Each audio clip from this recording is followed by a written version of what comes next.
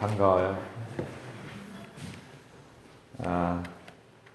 중국 사람들은 요즘 세계 각지로 나가면 잘 들려요, 그거? 네. 중국 사람들이 엄청 많아요. 근데 중국 사람 가는 곳에는 식당이 있어요. 음식을 잘 만드니까. 근데 또 한편으로는 요즘에는 세계 어디를 가도 한국 사람들을 만나요. 근데 한국 사람들 만나면은 교회가 없을 것 같은 곳에도 교회가 있어요. 이 자그레브 한인교회도 저는 그런 교회, 그런 곳이라고 생각이 돼요. 우리가 지금 가족 여행을 하면서 세 번째 주일을 맞이하고 있는데, 교회에서 예배를 드린다는 게 얼마나 큰 축복인지 몰라요. 참 감사하게 생각하고, 이 자그레브 한인교회 하나님의 은혜와 평강이 가득하기를 바랍니다. 저는 사실 이곳에서 지금 말씀을 전할 수 없는 죄인입니다. 제가 이 가족 여행을 한 것도 이제 저희 신학대학 교수들은 65세가 정년이에요. 이제 한 3년 뒤면 이제 은퇴를 하게 되는데, 마지막 연구학기를 해서 이제 쉬는 기간을 주는데, 이번에는 생각을 하다가 오늘 가정의 달 이렇게 해서 그 부모 어버이 주일 해서 꽃을 탔는데, 사실 이제 꽃 달 자격도 없어요. 왜냐하면 그동안 60여 년을 살면서 평생을 그냥 연구하고 주의 일을 한답시고 가정을 내팽개쳤거든요. 집사람도 고생 많이 하고 우리 아이들도 고생을 많이 한 거예요. 저도 이 가까운 독일에서 80년대 후반에서 90년대 초까지 공부를 했어요. 박사과정 공부를 했는데 6년 반을 공부를 했는데, 그 공부를 하면서 가족들 저 말고는 다 희생을 하는 거예요. 이 공부라는 게 그 목적지향적이잖아요. 그게 학위를 끝내야 그게 끝은 아니지만 과정으로서 열매를 맺어야 그 다음에 뭘 또 하고 이렇게 하는데, 그거를 하면서 굉장히 힘들었던 거죠. 그러니까 지식적인 공부는 뭐 얼마나 공부를 많이 했겠어요. 제가 신학대학 교수가 되고 지금도 신학대학 교수를 20년이 넘게 했으니까 지식적으로는 뭐 거의 상위, 전 세계적으로 봐도 0.1% 안에 들어가요, 저. 지금까지 제가 책을 쓴 것만 해도 뭐 지금 로마서 오늘 본 말씀할 때 로마도 주석도 쓰고 수많은 책을 43권을 출판을 했어요. 번역도 하고 쓰고 논문도 크고 작은 논문을 100편 이상을 쓰고, 그러니 얼마나 이 지식적인 것은 많겠어요. 제 전공이 공부하는 거고 특기도 공부하는 거고 취미도 공부하는 거고 직업도 공부하는 거라. 그런 반면에 제가 그 가진 지식에 비해서 이 가족들에 대한 대화하는 법도 모르고, 늘 가족들은 부모 가장이니까 이거 해라 저거 해라 일방통행. 저희 아이들하고 얘기하다가 아빠가 우리랑 한 번도 대화한 적이 없다는 거예요. 대화라고 하는 것은 내 얘기를 하고 상대방이 그 얘기를 이해를 하고, 그러니까 네 얘기는 이렇단 말이지 경청을 하고 거기에 대해서 자기 얘기하고 이렇게 해야 되는데, 아빠는 항상 지시만 했다. 요즘에는 요즘 말로 답정너라는 말이 있대요. 답정너. 여러분 잘 모르시죠? 답은 정해져 있으니까 너는 내가 시키는 대로 해. 그래서 답정너라예요. 답정너. 선택의 여지가 없는 거예요. 그러면서 수많은 상처들을 받고 힘들어하고,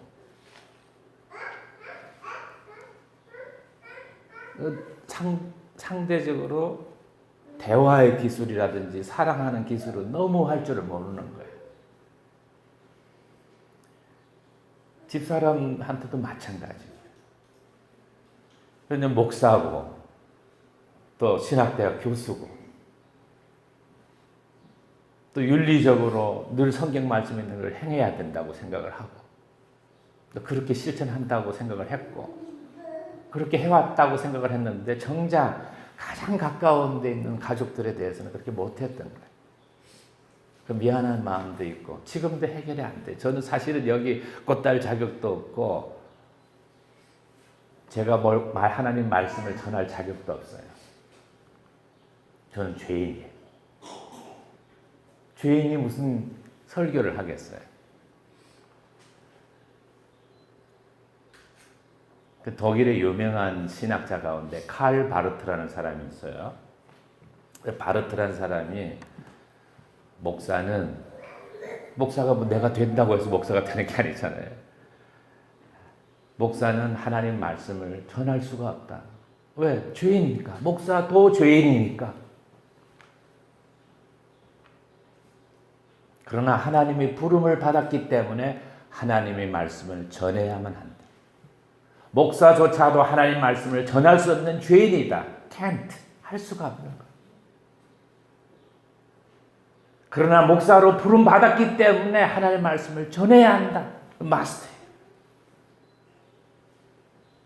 그런 제가 심정으로 참 저 자신에게는 정말 하나님께는 부끄럽고 죄송하고 그렇지만 하나님으로부터 부름받은 목사이기 때문에 오늘 이 시간 하나님의 말씀을 대언고자 합니다.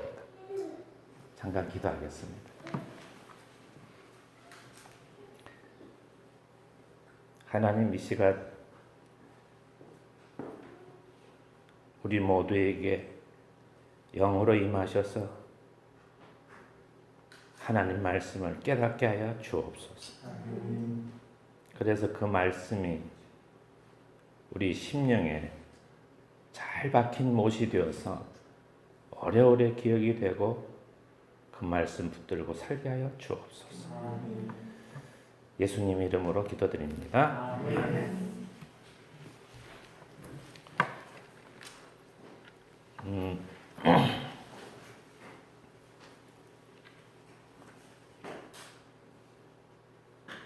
오늘 봉독해 주신 이 말씀 로마서 12장 1절 2절은 신앙생활하는 데서 대단히 중요한 말씀. 그래서 제가 설교 제목을 믿음으로 사는 삶. 여기는 두 가지 단어가 들어있어요. 믿음이라는 말과 삶이라는 말. 믿음만 가지고 있어도 안 되고 삶만 있어도 안 돼요. 삶은 믿음과 함께 해야 되고 믿음으로 살 때 믿음으로 사는 삶일 때만 의미가 있고 가치가 있고 보람된다고 하는 거죠. 근데 이 말에는 믿음도 사실 어려워요. 믿음이 도대체 뭘까? 삶도 이게 쉬운 게 아니에요. 이게 삶이 뭐냐 그러니까 삶은 계란이래.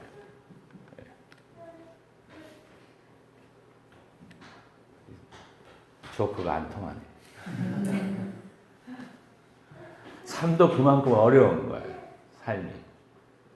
수많은 삶이 있단 말이죠. 믿음으로 사는 삶이 뭐냐? 정말 어려운 거죠. 그런데 다행히도 바울 사도를 통해서 믿음으로 사는 삶이 뭔가 하는 것을 오늘 이 짧은 두 절에서 말씀해 주고 있어요. 12장 1절은 그러므로라고 하는 말로 시작이 돼요. 그러므로. 이거는 인과관계 접속사죠.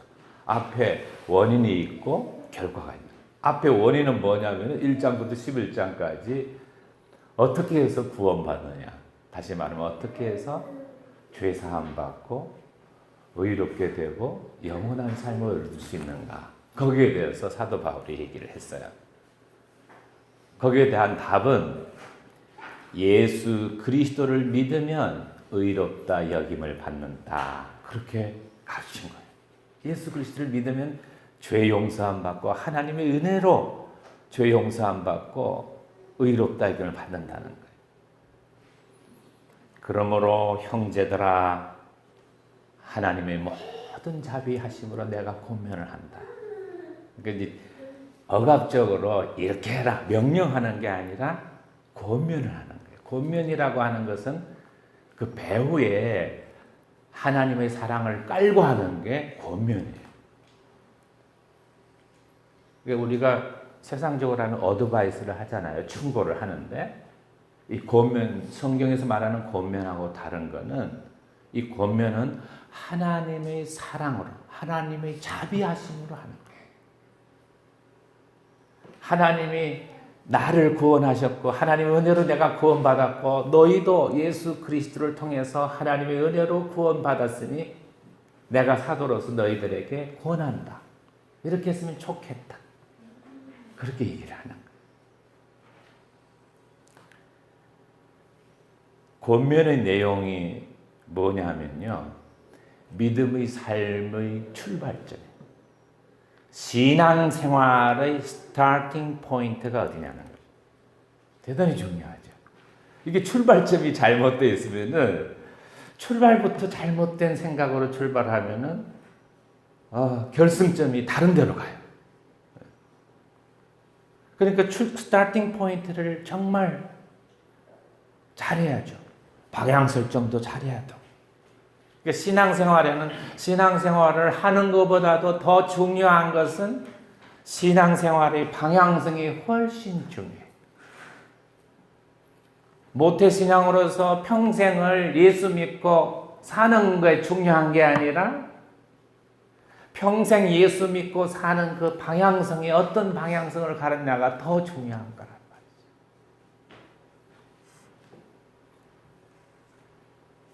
신앙생활의 출발점이 어디냐면은 너희 몸을 하나님이 기뻐하시는 거룩한 산 제물로 드리라고. 신앙생활과 신앙생활 아닌 거, 기독교적인 삶과 비기독교적인 삶, 기독교적인 삶이 아닌 거의 구분점이 어디냐는 거죠. 내가 예배드리고 찬송하고 기도하고 성경 읽고 성경 공부하고 봉사하고 전도해서 그게 그게 신앙생활이 아니라는 거예요.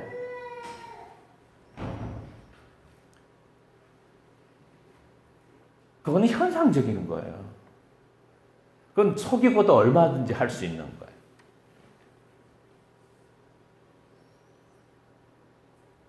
현상은 나타나는 거란 말이에요. 나타나는 그 이면에 있는 본질이 뭐냐면 본질. 바울은 이 본질적인 신앙생활을 얘기하고 있는 거예요. 거칠의 신앙생활이 아니라 예배드리고 찬양하고 말씀 보는 전도하고 봉사하는 그런 겉으로 보이는 신앙생활이 아니라 그 신앙생활이 표출되는 나타나는 것 이면에 깔려있는 기초에 대해서 얘기하고 있다. 그게 신앙생활의 출발점. 그 기초가 뭐냐면은 하나님과 함께 했느냐 하지 않느냐에 있는 거예요. 신앙생활이란 다른 거 아니에요. Life with God. 하나님과 더불어 한 거. 그게 신앙생활이에요. 우리가 신앙생활이라 착각을 하고 자기는 믿음의 삶을 산다고 착각을 할 수가 있는데 사실은 신앙이 아니고 신념인 거예요. 여러분 신념과 신앙의 차이가 어디 있는 줄 아십니까? 신념은 자기 혼자서 갖는 거예요. 나 혼자 갖는 거예요. 신앙은 절대로 나 혼자서 가질 수 없는 신앙이라고 하는 것은 관계 용어예요. 하나님이 없으면 신앙이 있을 수가 없어요. 하나님과 나 사이의 관계에서 생기는 거예요. 신앙은 소유하는 게 아니에요. 소유물이 아니에요. 소유물로 생각하는 사람은 그건 신념을 가지고 있는 거예요. 그런 신념은요, 공부를 많이 한 학자들도 가질 수가 있고 종교인들도 가질 수 있어요. 여러분, 고대 그리스 로마 세계의 스토아 철학자들 아시죠? 예수님 당시에 또 바울이 선교할 때도 아테네에서 스토아 철학자들을 만났어요. 근데 스토아 철학자들이 최고 자기들이 추구하는 그 목적이 뭔 줄 아세요? self-realization, 자아실현이에요. 자기 완성. 근데 자기 완성을 어떻게 하냐면은 스토아 철인들은 뭐 자기 완성을 여러 가지 방법으로 할 수 있겠지만 스토아 철인들은 고행주의를 통해서 했어요. 자기가 좀 절제하고, 절제가 중요한 덕목이죠. 내가 이렇게 하면 배불리 먹고 이렇게 하면은 잘 살 수 있는 길이 있지만 의를 위해서 절제하고 금욕하고 먹을 거 안 먹고 할 거 안 하고 그걸 추구하는, 그래서 자기를 실현하는 자아 완성이 목표예요. 그 신념이에요. 그래서 그 사람이 고행을 잘 하면, 신앙은 그런 게 아니에요. 신앙은 피스티스, 이 헬라 원어로 피스티스란 말은 신실함, 영어의 faith란 말이에요. 신실함. 믿음. 믿음이라고 하는 것은 하나님과 나 관계에서 있는 거예요. 나하고 하나님 사이의 관계가 좋으면은 이건 믿음이 있는 거예요. 그리고 나하고 하나님과의 관계가 없으면 이건 믿음이 없는 거예요.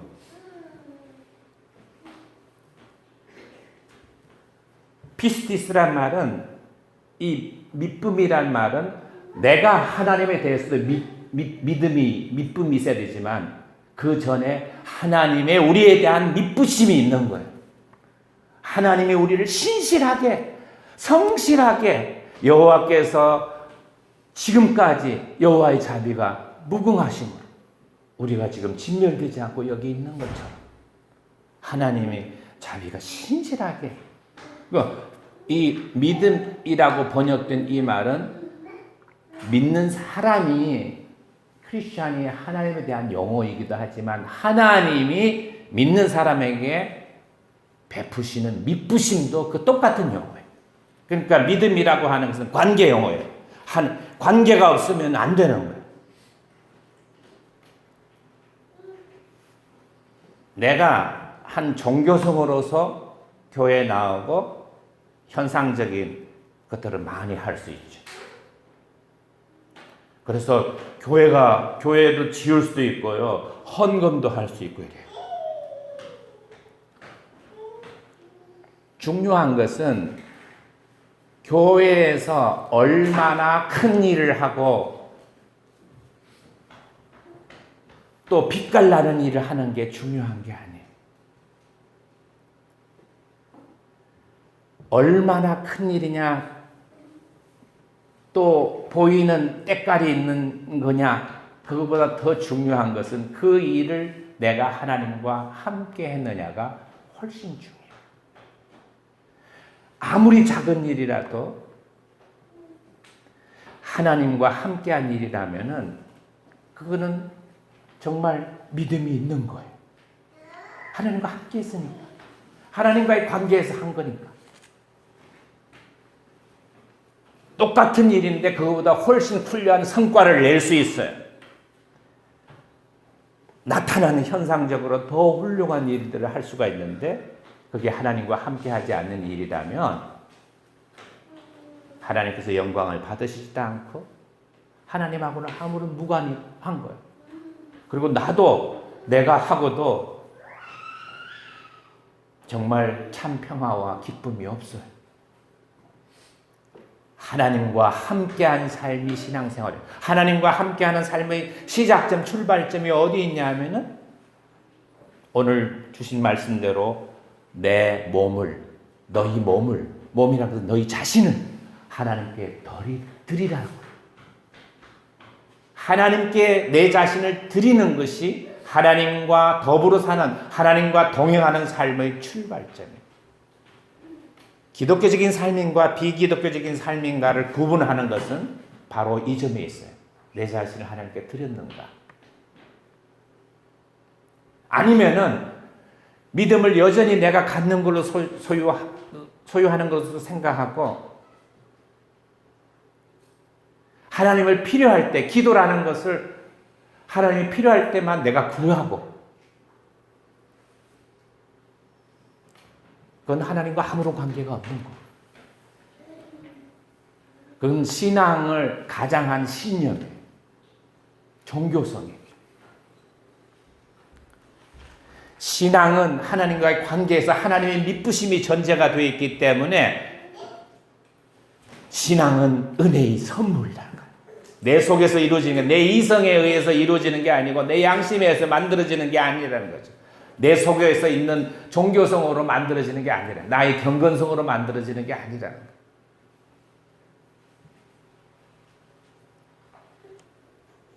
내 몸을, 내 자신을 하나님께 드리면 비로소 그때부터 하나님과 같이 하는 거예요.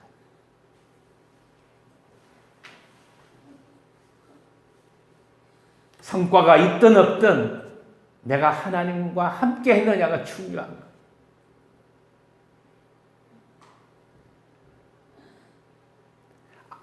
큰 성과를 이루고 큰 교회를 이루고 많은 사람들을 주님 품으로 돌아오게 하더라도 그것이 하나님과 함께 하지 않는 일이라면 그건 거칠에 불과합니다. 그러나 두세 사람이 모였다 하더라도 함께한 일이라면 하나님께서 영광을 받는다. 하나님과 함께한 사람의 특징이 뭐냐면요, 내가 이것 하나님과 함께 하느냐 안 하느냐 이걸 알 수 있으려면은 내 마음에 자족한 마음이 있느냐가 중요해요. 자족한 마음, 스스로 족한 줄 아는 마음. 이거는 자기 만족하고 다른 거예요. 예. 자기 어떤 체면에 자기 만족하고 다른 거고, 자기가 족한 줄 아는 거야. 하나님의 은혜가 내게 족하구나. 내가 하나님과 함께한 일이 비록 성과가 없는 일이라 하더라도, 비록 작은 일이라 하더라도, 비록 사람들이 알아주지 않는 일이라도 함께한 일이라면 나는 행복해요. 나는 기뻐요. 내 마음, 내 심령에는 평화가 있어요. 하나님의 영광을 받아요. 근데 반대로 큰 성과를 이루고 또 보이는 큰 일을 하고 많은 일을 하고 큰 일을 했다 하더라도 그것이 내 신념으로 한 일이라면 하나님하고는 아무런 상관없어요.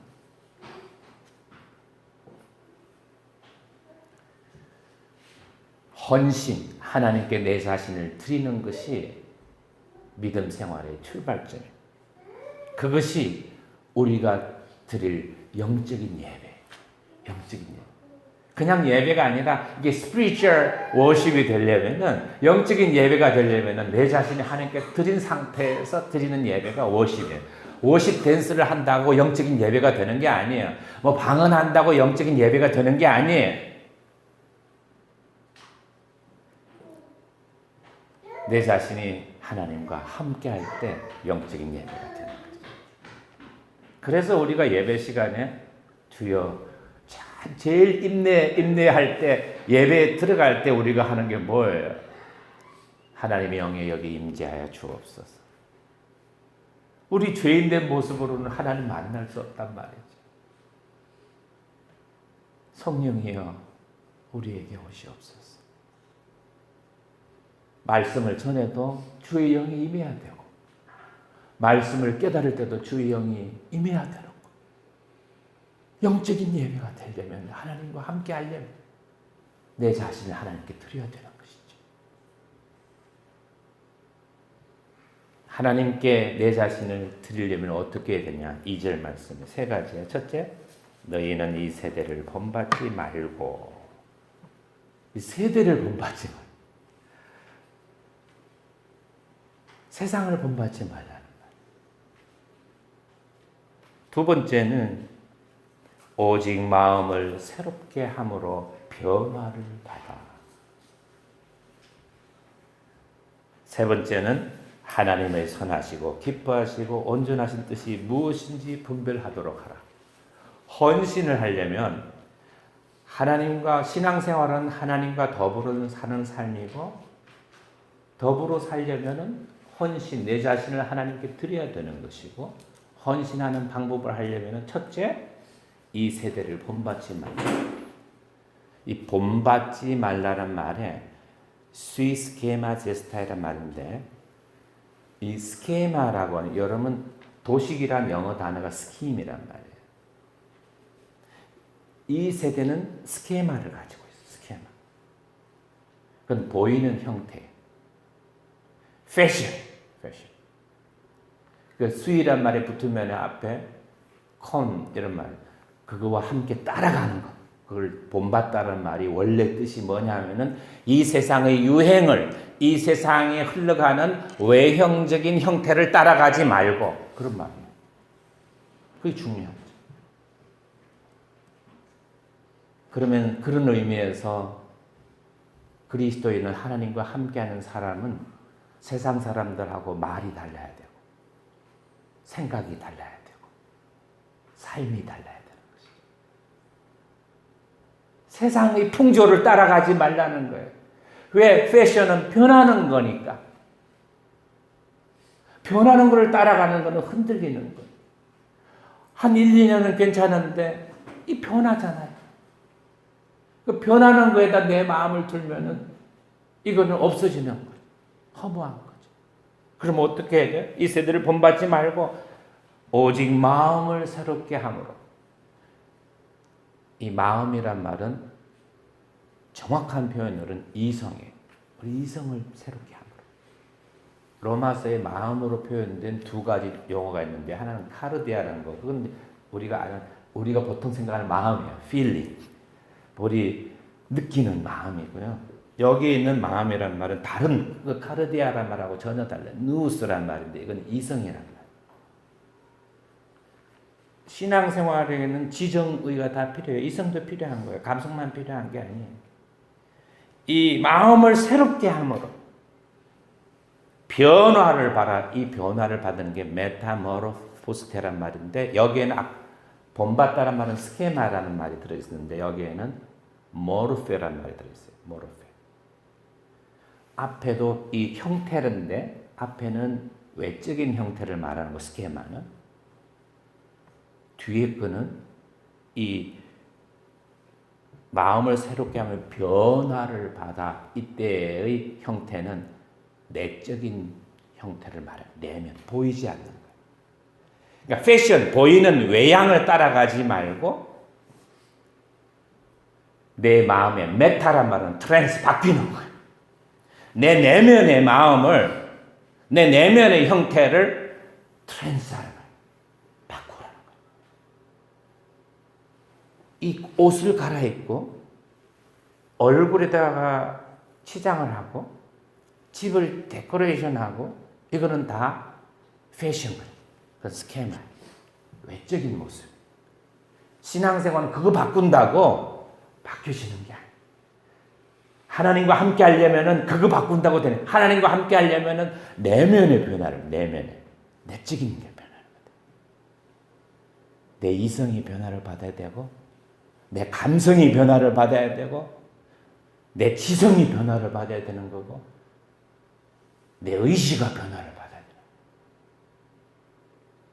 신앙생활을 하면은 다른 보편적인 인간이 가지고 있는 지정의를 버리는 게 아니에요. 그게 신앙생활과 다른 거는, 신앙인도 똑같이 지정의를 가지고 있어요. 지성과 감성과 의지를 다 가지고 있는데 변화되어야 된다는 거예요. 그게 변화를. 그래야 하나님께 드림이 된다는 거예요. 세 번째는 하나님이 선하시고 기뻐하시고 온전하신 뜻이 무엇인지 분별하라. 하나님과 함께 하려면요, 하나님의 뜻이 무엇인지 아는 게 중요해요. 하나님의 뜻이, 내 뜻이 아니에요. 독일의 블룸하르트라고 하는 경건주의자가 있어요. 그분이 한 얘기를 많은 신학자들이 인용을 합니다마는 그리스도인의 삶을 이렇게 표현을 했어요. 그리스도인의 삶의 현 위치가 어디냐는 거죠. 내가 예수 믿어가지고 지금 있을 때 특히 하나님의 뜻과 관련해서 이 블룸하르트는 뭐라고 얘기했냐면은 우리는 기다림과 서두름 사이에 있어야 된다. 그런 말을 했어요. 조금 더 쉽게 표현을 하면은 신앙인은 그것이 하나님의 뜻이라고 알기까지는 서두르지 말아요. 조급하지 말아요. 기다려야 된다. 기다려. 그리고 하나님의 뜻이라고 하는 하나님의 선하시고 기뻐하시고 온전한 뜻이라는 게 확신이 가면은 그때는 더 이상 머뭇거리지 말라는 거예요. 그때는 뭐 안 해. 내 좀 있다가 난 아직 시기상조예요. 그러지 말라는 거예요.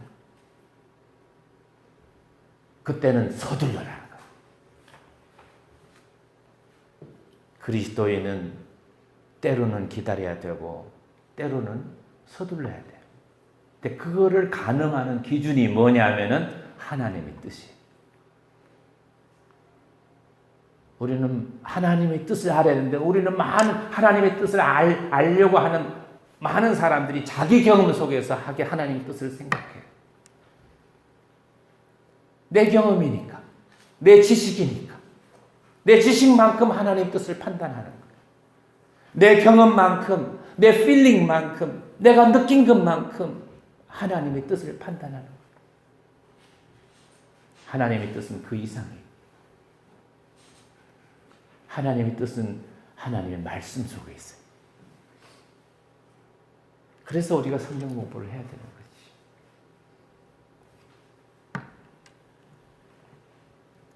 그런데 하나님의 뜻이 뭘까요? 성경에서 말하고 있는 하나님의 뜻이 뭘까요? 바울은 이렇게 말씀합니다. 13장 8절에서 10절을 제가 읽어드릴게요. 피차 사랑의 빛 외에는 아무에게든지 아무 빛도 짓지 말라. 남을 사랑하는 자는 율법을 다 이루었느니라. 간음하지 말라, 살인하지 말라, 도적질하지 말라, 탐내지 말라 한 것과 그 외에 다른 계명이 있을지라도 내 이웃을 네 자신과 같이 사랑하라 하신 그 말씀 가운데 다 들었느니라. 사랑은 이웃에게 악을 행치 아니하나니 그러므로 사랑은 율법의 완성입니다. 보통 사람들은 하나님의 뜻을 생각하면요, 유대인들처럼 또 유대인의 종교 지도자처럼 바리새인들처럼 하나님 말씀을 어떻게 읽느냐 하면은 계명적으로 읽어요. 십계명 있잖아요, 십계명. 십계명에 보면은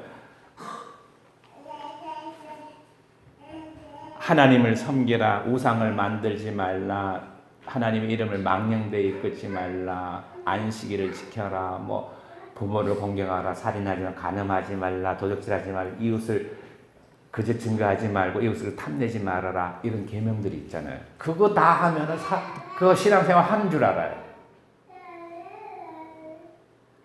예수님은 바리새인들이 그것뿐만 아니라 그거를 더 잘 지키기 위해서 바리새인들은요, 십계명을 613가지로 나눠서 조항으로 세분화시켰어요.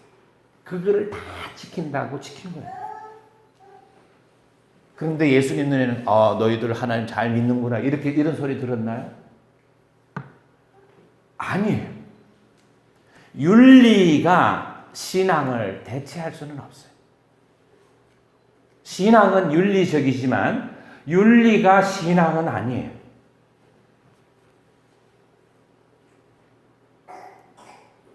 그럼 뭐예요? 사랑. 그 모든 게 필요 없는 게 아니에요. 사랑은 모든 율법의 개별적인 율법을 계명이라고 그래요. 계명. 계명의 총합을 율법이라고 그래요. 계명과 율법을 가늠하는 판별 기준이 뭐냐면은 그거를 행하게 하는 게 사랑이에요. 사랑은 하나님과 동행하는 삶에 있어서 내용이고, 사랑은 내가 하나님과 동행하는 삶인가를 판단하는 기준이 돼. 내가 지금 내가 하나님과 동행하고 있는가 아닌가를 보려면 하나님 사랑으로 이웃을 사랑하고 있는지를 보면 내가 하나님과 동행하는가 아닌가를 판단합니다. 계명을 지키느냐가 아니에요. 계명을 지키는 것도 하나님 사랑으로 지켜야 돼. 하나님 사랑. 하나님 사랑이 없으면 아무것도 아닙니다. 이 사랑이란 말을, 아가페라는 말은요, 성경에서 아주 중요한 말. 예수님 당시에 사랑이란 이제 이 신약 성경이 헬라 말로 쓰여서 그리스 말로, 헬라어로 사랑이라는 말이 세 개가 있어요. 하나는 아가페, 다른 건 필리아, 필로스라는, 다른 세 번째는 여러분도 아시는 에로스, 이 세 개가 있어요. 그런데 에로스라는 말은 성경에 한 번도 안 나타나요. 이 유욕적인 사랑은 안 나타나요. 아가페, 이 필리아라는 말은, 이 필리아는 성경에도 나타나고 일반 문헌에도, 고대 문헌에 나타나요. 필리아. 그러니까 필이라는 것은 사람이 살아갈 때 좋아하는 거, 애호하는 거, 이게 다 필리아예요. 그래서 필하모니 하면 하모니를 사랑하는 거, 필로소피 하면 소피아, 지혜를 사랑하는 거, 그게 지철학이에요. 필이란 말이 붙으면 그렇단 말이에요. 이 필리아의 사랑은 세상에도 있고 성경에도 있는 거예요.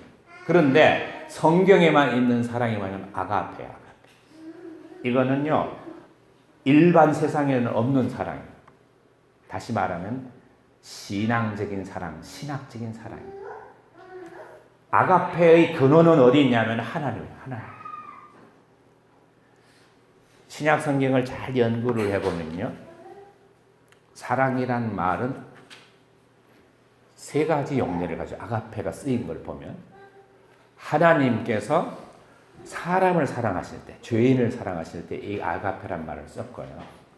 그럼 죄인이 하나님 사랑 받아서 주님, 저도 주님 사랑해요, 이렇게 고백을 하잖아요. 그럴 때 아가페란 말을 썼어요. 그러니까 하나님의 사랑을 받은 사람이 하나님 사랑을 깨닫고 나도 주님 사랑해요, 이렇게 말하는 아가페. 근데 세 번째 용례는 뭐냐면은 하나님의 사랑을 받은 사람이 하나님 사랑을 가지고 다른 사람을 사랑할 때 아가페를 써요. 그래서 이웃을 네 자신처럼 사랑하는 것, 그게 주님과 함께 동행하는 삶, 그게 신앙생활이에요. 혹시 우리는 내 종교성을, 내 경건성을, 나의 신념을 신앙으로 생각하고 있지는 않나요? 신앙은 관계 개념이에요. 하나님께서 주시는 선물이에요. 하나님 없이는 신앙이 있을 수가 없어요. 신앙은 다이아몬드나 금반지처럼 소유할 수 있는 게 아니에요. 하나님 없이는 내 속에 아무것도 안 남지 않는 거예요. 하나님과 관계 속에서 이루어지기 때문에 하나님의 내 시야에서 사라지거나 하나님 사랑으로 받아들일 내 이웃들이 내 시야에서 사라지면은 그때는 신앙이 아닌 신념. 바라기는 제가 우리 김 목사님을 통해서 또 최지연 형제님 통해서 여행하는데 크로아티아를 얼마나 참 잘 봤는지 몰라요. 너무 하나님께 감사하고 힐링이 되고. 그러나 진정한 평화는 그곳이 아니라 오늘 우리가 함께 찬송하는 데서 평화로다. 하늘 위에서 내려.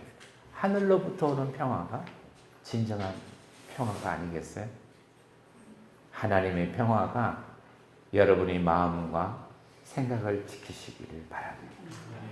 오늘 주신 말씀대로 우리가 우리 몸을, 우리 자신을 하나님께서 기뻐하시는 산 제물로 드려서 영적인 예배를 드리고 또 주님과 동행하는 삶을 살 수 있기를 주의 이름으로 축원합니다. 기도하겠습니다. 하나님 감사합니다.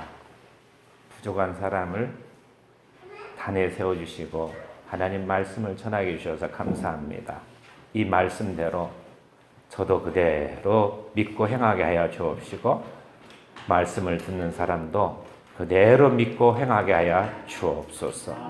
예수님 이름으로 기도드립니다. 아멘.